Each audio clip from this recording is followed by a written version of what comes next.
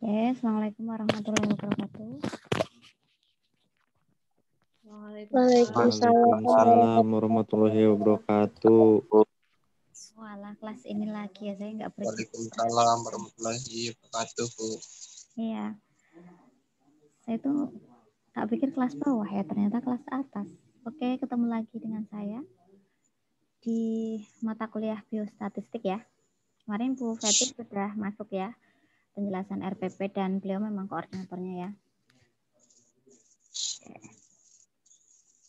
Saya masuk dengan dasar-dasar biostatistik ya, konsep statistika dan penelitian deskriptif. Oke, mohon maaf bisa dinyalakan videonya biar nanti kalau di Zoom kelihatan ini pada kuliah beneran apa enggak. Nanti kan kalian tak upload di YouTube. Masa bilangnya kuliah tapi kosong kabeh, dosennya ditinggal tidur, jangan-jangan ya. Ya, bagi siapa yang belum mengaktifkan YouTube-nya, mengaktifkan videonya, mohon dengan sangat supaya dinyalakan.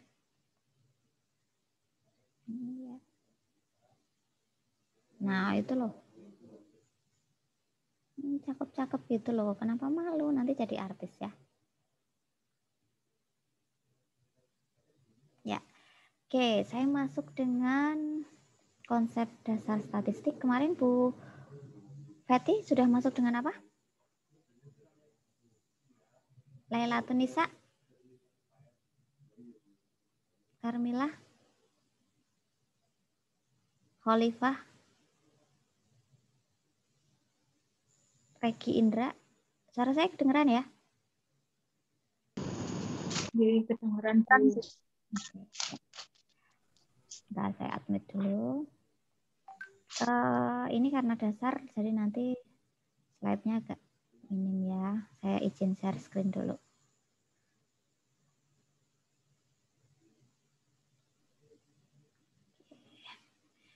Udah semester berapa sekarang? 6 ya? Semester 6. Yes, Bu. Bentar lagi udah mau skripsi. Semester depan udah skripsi. Nah, untuk memahami skripsi itu memang yang harus diperhatikan adalah statistik, dan biostat. Ya, jadi mungkin sudah ada yang mulai merencanakan punya judul ya. Saya ingin ngobrol-ngobrol dulu. Sudah ada yang tertarik. Jadi mulai dari sekarang tuh sudah mulai kalian mencari tema.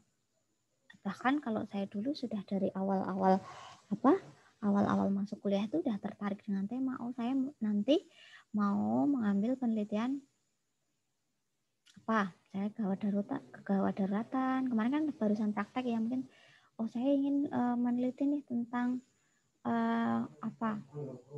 trauma kepala, pengaruh misalnya posisi head 360 derajat terhadap penurunan TIO misalnya atau apa. Nah, itu udah jangan judul dulu tapi tema dulu. Temanya harus didapat dulu. Temanya mau tentang apa, bidangnya apa, bukan karena dosennya baik atau tidak ya. Kadang mahasiswa soalnya ada yang gini sih, saya pengen cepet selesai kuliahnya, saya pengen skripsinya lancar, milih dosen yang track recordnya gampang ditemui, kemudian ya itu pertimbangan lain boleh. gampang konsulnya, kalau ngasih nilai bagus gitu ya, itu boleh jadi bahan pertimbangan. Tapi yang penting dulu adalah jane passion kalian tuh di apa. Passion tahu ya, masing-masing passionnya itu ada di mana tahu ya. Tanto, kok nama belakangnya Plankton? Nanti Bu. Ya, Tanto tertariknya passionnya di stase apa? Lagi mencari dan mencari Bu. Oh, kayak pacar aja mencari dan mencari. Nah, mencari ilham itu, mencari dan mencari itu bisa kalian mulai dari menggunakan panca indera kalian. Jadi di sekitar kalian tuh apa yang ingin kalian curious-nya ditampilkan, apa yang kalian ingin buktikan. Ini kalau idealisme penelitian lo ya. Ketika melihat misalnya sebuah kecelakaan di jalan misalnya, oh kenapa ya kalau kecelakaan itu pasti yang parah itu yang belakang misalnya, kok seringnya itu yang belakang yang bonceng yang paling parah, itu faktor apa? Oh berarti saya ingin menemukan nih, ingin menghubungkan nih misal nih gaya duduk dengan resiko cedera kepala, bonceng nyengklak atau bonceng melangkah, coba cedera lebih parah mana cedera, misal itu kan melihat dengan panca indera. Atau misalnya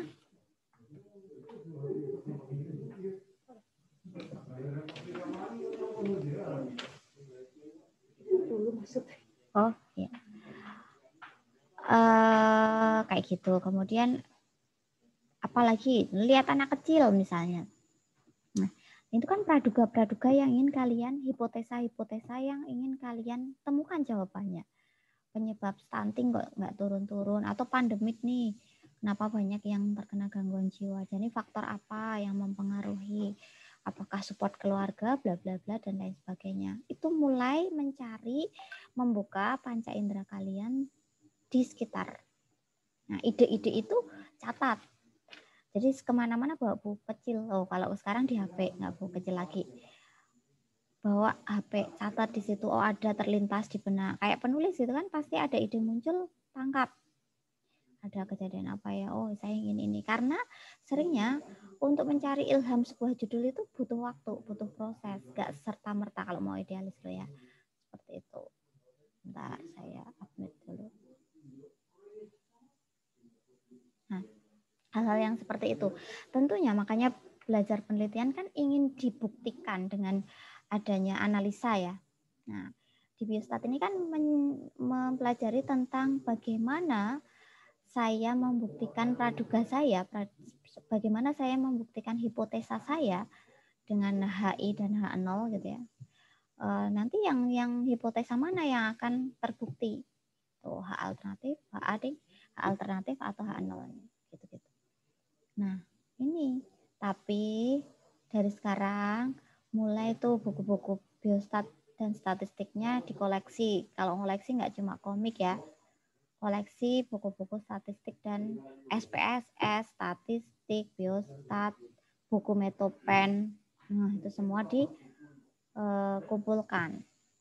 Kalau yang nggak suka versi e-book ya hardbook yang harus dikoleksi, karena nanti itu akan benar-benar dibutuhkan gitu ya. Nah, saya akan masuk di dasar-dasar statistik ya, yang konsep statistik, hubungan statistika dengan penelitian.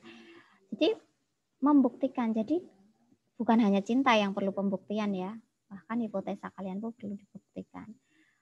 Bukan katakan dengan bunga, tapi sekarang musimnya katakan dengan statistika.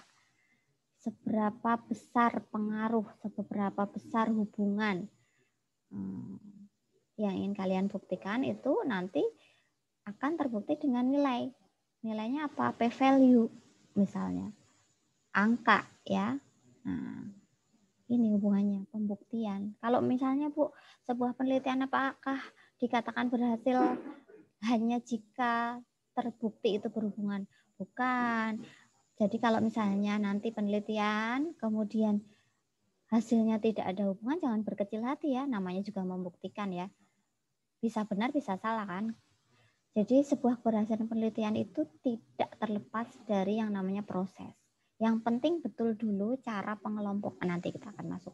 Cara pengambilan sampelnya, kemudian cara uji statistikanya, kemudian bagaimana mengelompokkan sampel, teknik sampling, dan lain sebagainya. Itu prosesnya benar dulu baru pembahasannya. Ketika tidak berhubungan gimana? Jangan berkecil hati. Bahas itu kenapa tidak berhubungan. Kenapa kalian putus saja perlu alasan kan dari pacarnya. Kenapa kamu mutusin aku gitu kan? Perlu jawaban kan itu. Nah, makanya penelitian pun semoga nggak pernah diputus ya, sakit ya. Kayak pernah aja ya. Nggak pernah diputus, mutus sering gitu ya. Nah itu perlu dibahas tuh. Kenapa tidak berhubungan? Oh ternyata sampelnya kurang besar. Oh ternyata ada faktor lain yang bisa lebih mendominasi. Oh ada biasnya di sini dan lain sebagainya. Nah itu semua perlu belajar yang namanya statistik ya. Nah, apa itu statistik? Ya ini bisa kita pelajari di sini. Statistika adalah ilmu yang mempelajari bagaimana cara merencanakan, mengumpulkan, menganalisis, dan menginterpretasikan data. Sekarang masih bingung ya, nanti di tujuan khusus, tujuan umum itu kan ada kayak gitu ya. Saya tujuan pertama, saya ingin menganalisa tentang, saya hanya ingin menjabarkan, mendeskripsikan tentang, saya ingin menginterpretasikan data tentang. Nah itu semuanya di tujuan lah. Tujuan kalian tuh termuat di nilai angka statistik tadi, dibuktikan dengan statistik. Statistika adalah ilmu yang bersangkutan dengan suatu data. Makanya datanya harus benar dulu, pengambilan datanya benar dulu. Kemudian sampel yang kalian ambil betul dulu. Pengambilan sampel yang salah bisa menyebabkan data yang kalian ambil bias, tidak homogen. Nah, karena kalau tidak homogen nanti bisa diuji homogenitas. Ya, itu nggak masalah. Yang penting datanya harus benar dulu. Datanya itu gimana datanya benar? Nanti skala harus benar dulu dan lain sebagainya. Nah, ilmu-ilmu itu nanti kita pelajari di Metopen ya. Perlu data yang akurat dan up to date. Jangan kalian penelitian tahun 2021. Kalian penelitian nanti 2022 apa 2021? Maya? 2021. Nah, masih tahun ini ya? Oh iya, semester depan ya? 2021. Iya, Kalian Bu. Tahun ini. ya, kalian pengen mengambil untuk penelitian 2021. Mungkin presentasinya 2022 ya hasil akhirnya. Jangan ngambil data tahun 2015. Itu out of date ya. Misalnya dari mulai data di latar belakang penelitian sampai ke data yang kalian ambil. Misalnya saya hanya mau ngambil data dari rumah sakit, apa itu namanya? Rekam medis. Ya yang terbaru. Kalau 2021 akhir berarti jangan Januari. Kalau mau setahun nggak apa-apa Januari sampai Desember, tapi kan lama banyak ya. Kalau hanya untuk memotong 1 bulan, data yang perlu dikumpulkan pada saat prasurvei adalah 3 bulan terakhir. Itu disebut up to date.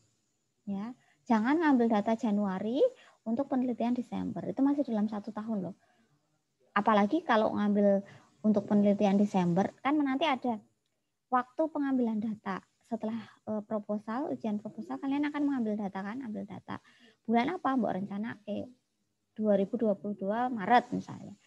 Nah, nggak hanya menikah yang direncanakan ya. Kalian merencanakan pernikahan nggak? Oh enggak ya. Jangan ya. Semua itu harus direncanakan. Jangan merit by accident ya. Nah, merit aja direncanakan. Iya, merit aja direncanakan, penelitian ambil data harus direncanakan. Ojo ket saiki mikirnya lah let it flow. Gimana nanti saja ngalir by air, seperti air nggak kayak gitu. Udah sekarang pengennya cepat lulus. Makanya udah dibuat time schedule tuh di papan dinding. Saya dulu kayak gitu, makanya bisa akselerasi. Jadi saya itu termasuk yang bukan sombong, ini memotivasi ya. termasuk yang skripsi sama nurse-nya Pak akselerasi cepet. Jadi harusnya kan 4 tahun ya sarjana. Saya cuma 3 tahun lebih berapa bulan gitu. Karena skripsinya cepet. Kuncinya apa? Buat time schedule, time management. Saya pengen apa, tapi ya jangan terlalu muluk-muluk, nanti jatuhnya gedebrak ya. Lihat situasional juga. Saya mau proposal bulan ini. Berarti usahanya apa? Mimpi itu harus diwujudkan, tetapi ada langkah realnya. Kamu pengen ujian proposal Maret, tapi konsulnya tahu. Satu. Bangun siang terus. Dosennya udah mau pulang, kalian baru utuk-utuk nemoni. Ya, jadi inti skripsi itu sebenarnya hubungan antar manusia antara dosen dengan mahasiswanya. Selebihnya adalah masalah teknis. Itu masalah non teknis yang harus dibina terus. Jadi kalau udah hubungannya jelek karena kalian terkesan malas, ya wes, dosennya ilfil. Nah, hubungannya jadi nggak baik. Kayak gitu-gitu perlu belajar ditata. Hidup kalian harus mulai ditata. Bersihkan dulu kamar belajarnya, ruang belajarnya, buat time schedule, rencanakan apa yang ingin dibuat. Januari sampai Februari saya konsul, Maret saya proposal, April saya uji pengambilan data. Tepati apa yang sudah direncanakan. Nah, itu. Terus setelah kita belajar statistika, itu kan kita harus belajar tentang populasi dan sampel karena tadi statistika itu kan data ya. Data itu diambil dari populasi, data dari populasi dan sampel ya. Jadi apa yang dimaksud dengan populasi? Nih, misalnya nih. Kalian ingin sebentar, ini saya upload dulu ya. Gimana ya?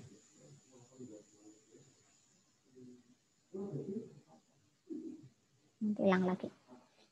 Kalian ingin mengambil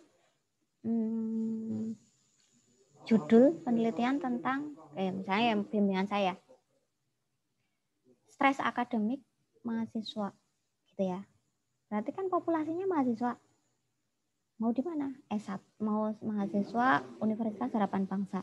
Ya populasinya berarti semua mahasiswa. Itu masih umum ya. Mau dikerucutkan lagi. Stres akademik mahasiswa Fakultas Kesehatan. Nah, populasinya berarti semua yang ada di Fakultas Kesehatan. Program studi apa? Sarjana. Ya, tapi kalau mahasiswa ya semua mahasiswa. Nanti dari kumpulan tadi, objek dengan karakteristik tertentu yang dipelajari tadi, dibuat sampelnya, dikerucutkan lagi jadi sampelnya. Sampelnya itu yang ingin kalian ambil. Dari mahasiswa tadi, saya ingin sampelnya itu yang mengalami stres akademik.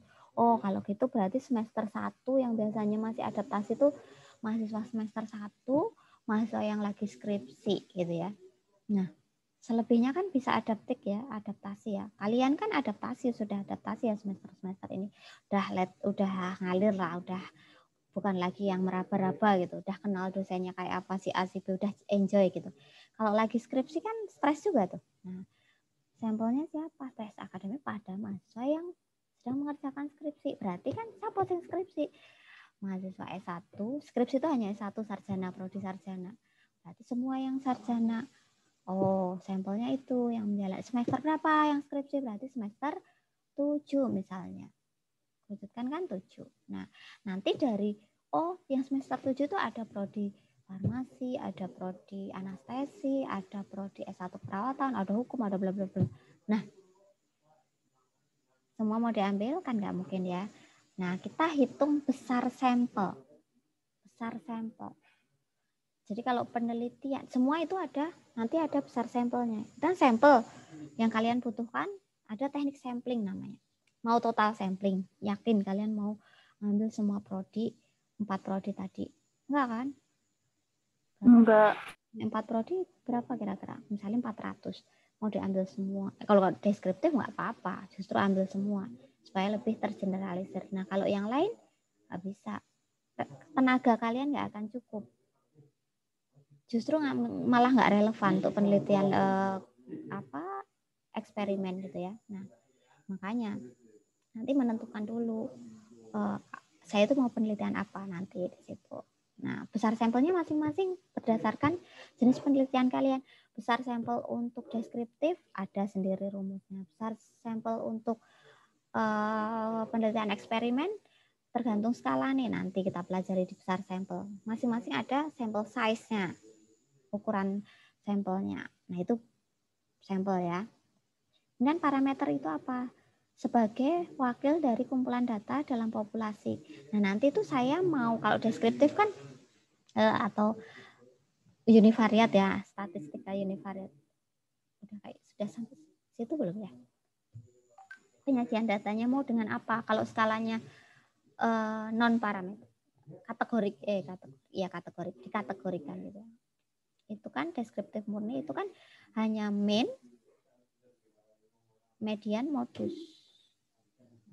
Oh, non kategorik ya.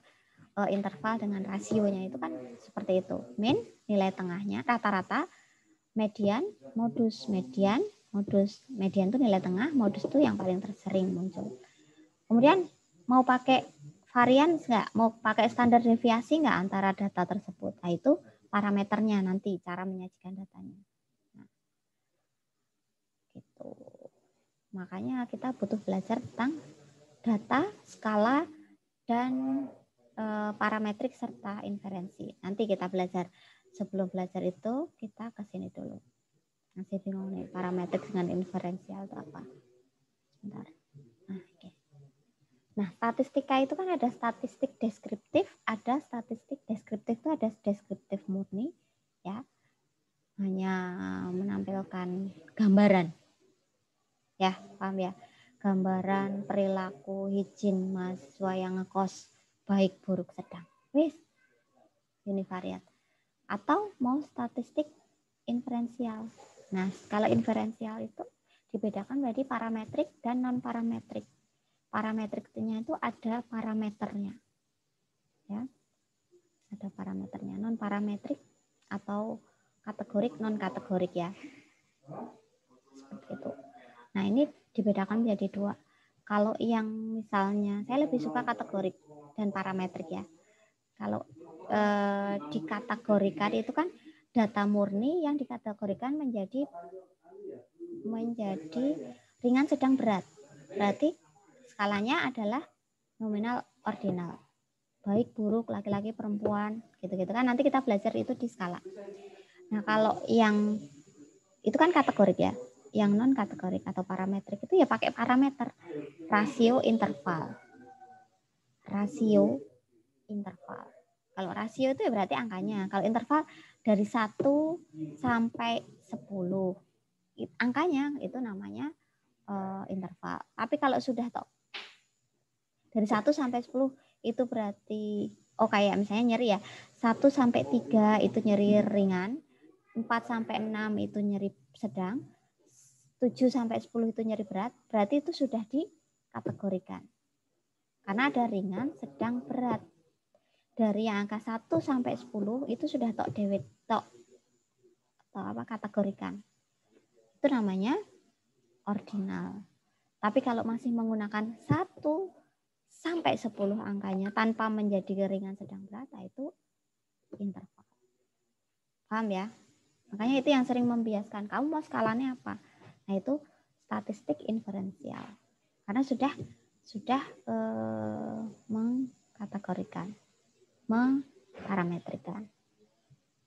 Nanti hanya ingin melihat hubungan saja, hubungan yang murni, hubungan antara itu kan juga inferensial kalau mencari hubungan karena skalanya udah masuk ke misalnya hubungan antara sikap dan pengetahuan dan sikap. Pengetahuan dikategorikan menjadi pengetahuan baik, buruk,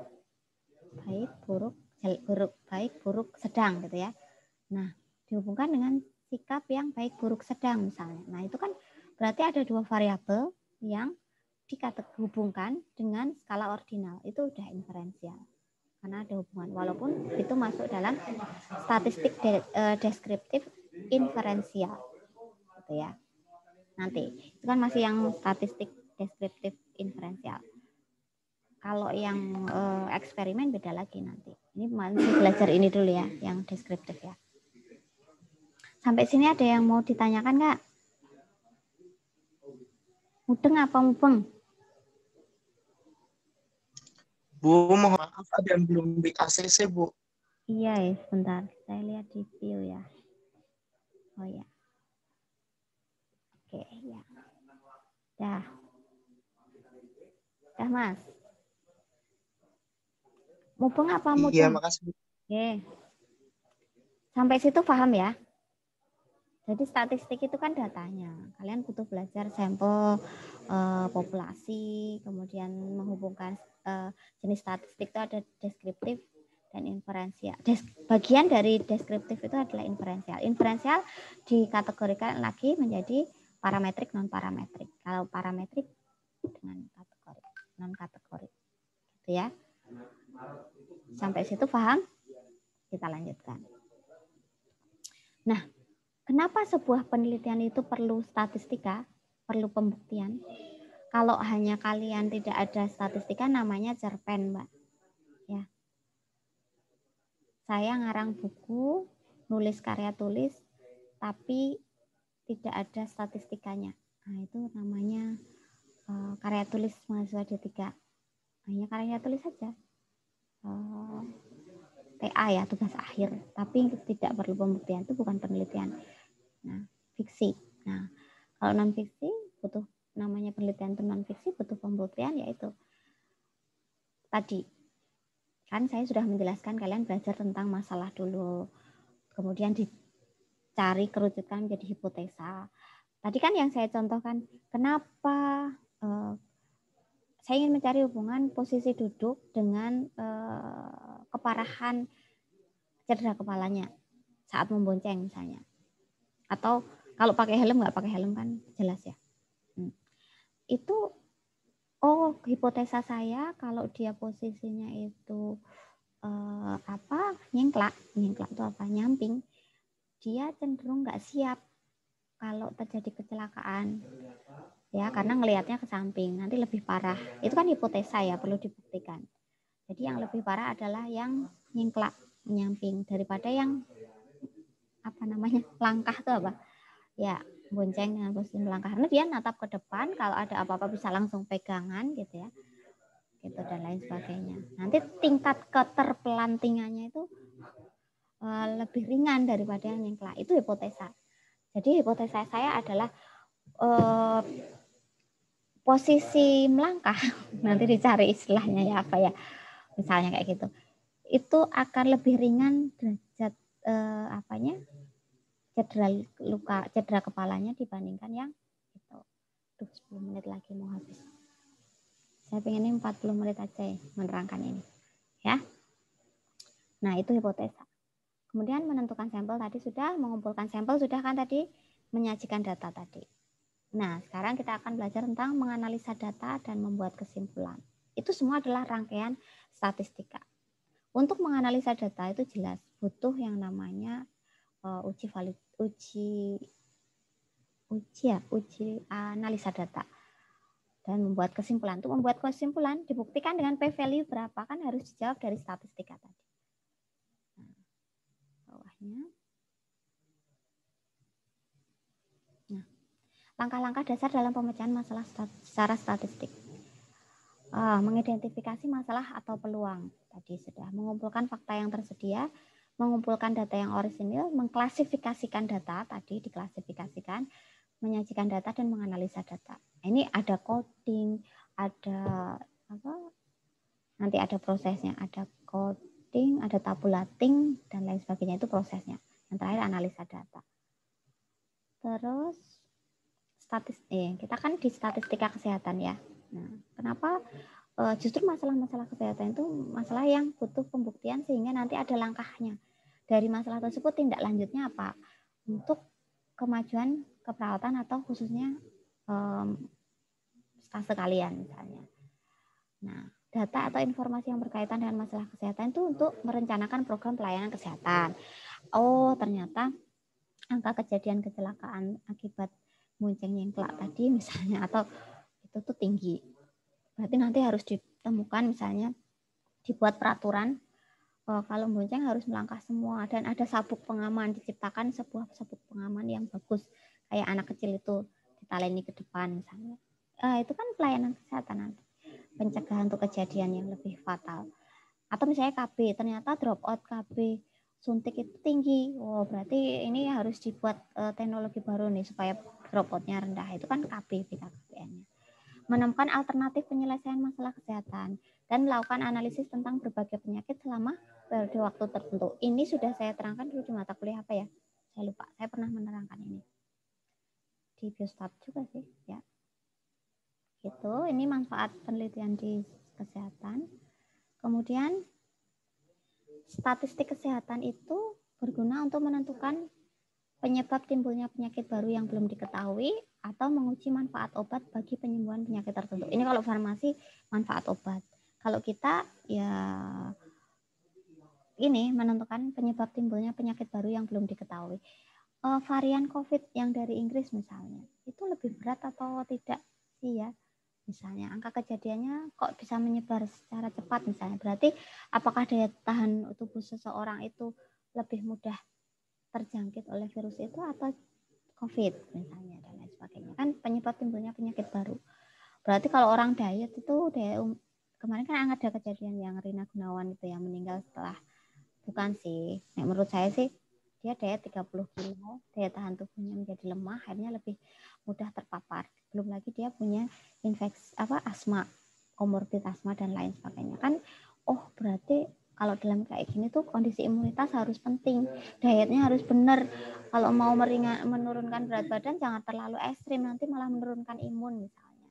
Berarti diciptakanlah metode gizi yang bagus untuk para pendiet itu supaya imunitasnya tidak turun. Yang seperti apa? Kombinasi makanannya, kombinasi cara mau COD, mau metodologi apa gitu. Itu diciptakan formula baru misalnya. Atau diciptakan kalau farmasi obat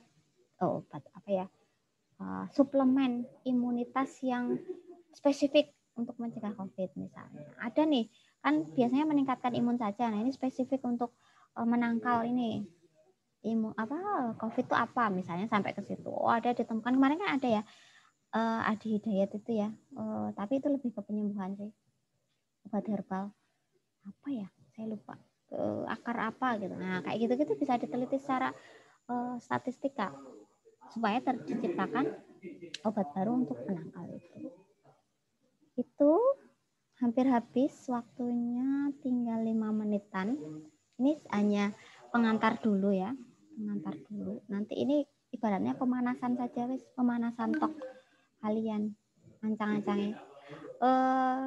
Lupa saya ada post test nggak ya di situ di RPP. Tiap anak sudah harus, ini PR untuk kalian sendiri, nggak usah dikumpulkan ke saya ya, nggak usah. Tapi PR kalian sendiri saja. Sudah mulai mencari tema saja, nggak usah judul. Sudah mulai melihat kanan kiri fenomena apa yang ingin diteliti. Farhan sudah tertarik pada tema apa? Wis ketemu temanya? Nanti mau judul skripsinya apa? Tadinya sih tentang traumatik pada anak. Oh, traumatic care gitu ya, traumatik pada anak. Nah, berarti nanti dosennya Bu Murni, Bu Olin, Bu Ana, Bu Nova.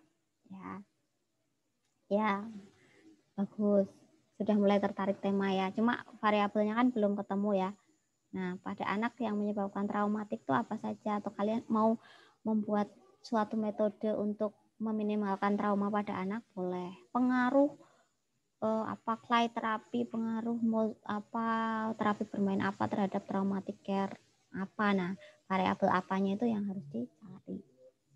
Itu ya, Mas. Banyak ya kemarin menemukan angka kejadian traumatiknya banyak ya di bangsal anak ya. Iya Bu, banyak. Sempat ditolak bukan ditolak gebetan ya, ditolak pasien anak ya. Iya Bu. Sekalinya ditolak kok ya sama anak-anak ya, nggak level banget gitu ya. Naufal sudah ketemu temanya? Ada gambaran Bu. PR-nya semuanya sudah kayak Fawas, sudah paling tidak saya itu tertarik pada ini, passion saya di sini, saya ingin mau ini, sudah ada kemantapan hati untuk itu. Kalau sudah pokoknya itu tuh udah pokoknya saya mau ini. Tapi jangan lupa ya Fawas, ada alternatif kedua. Jangan sampai biasanya kalau orang idealis ketemu orang idealis nanti friksinya. Dilalai kamu temanya itu penelitiannya udah banyak, nggak di ACC dosen, nanti nggak stres, nggak depresi, yo Fawas. Tipe idealis ketemu dosen idealis nanti banyak loh mahasiswa tingkat akhir yang depresi karena skripsinya molor, gagal skripsi, nggak lulus-lulus. Ada alternatif kedua. Jangan sampai kamu jadi sampel penelitian orang lain karena gara-garanya jijik ambil jadi sampel mahasiswa yang mengalami depresi saat skripsi. Gitu ya. Ada yang mau ditanyakan? Ya Allah, masih ada yang gabung. Besok lagi nek kayak gini, gabung di menit-menit terakhir, saya nggak mau loh. Ini bagian dari, bukannya udah di-share dari kapan ya? Untuk 1.30 dari tadi kan ya? Melania lagi. Maya langsung ketawa. Ya. Gitu ya? Oke. Saya stop share. Ini hanya pemanasan. Kita akan ketemu lagi di banyak. Nanti sampai kalian muntah-muntah sama yang namanya statistik. Karena ada uji statistik, Wilcoxon, Mann-Whitney, chi-square, bla bla bla, apa meneh makanan apa. Itu yang kalian akan lahap dalam semester ini. Akan ketemu rumus-rumus yang jelimet, nggak tahu ujung pangkalnya gitu. Nikmati aja. Nanti ada SPSS kan, prakteknya SPSS. Nikmati aja, nanti juga berakhir. Yang penting passionnya terus dinyalakan. Gitu ya. Cukup untuk pertemuan hari ini. Kita ketemu lagi pertemuan yang selanjutnya.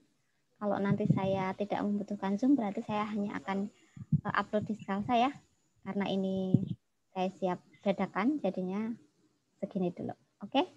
Terima kasih atas perhatiannya. Semoga diberikan kesehatan yang lebih baik untuk kita bisa ketemu di pertemuan-pertemuan selanjutnya. Dan bisa menyusun skripsi dengan tuntas ya. Bisa cita-cita terakhir. Amin. Amin, Bu. Ya. Cita-citanya menyematkan samir di leher orang tuanya. Terima kasih. Assalamualaikum warahmatullahi wabarakatuh. Amin. Waalaikumsalam warahmatullahi wabarakatuh.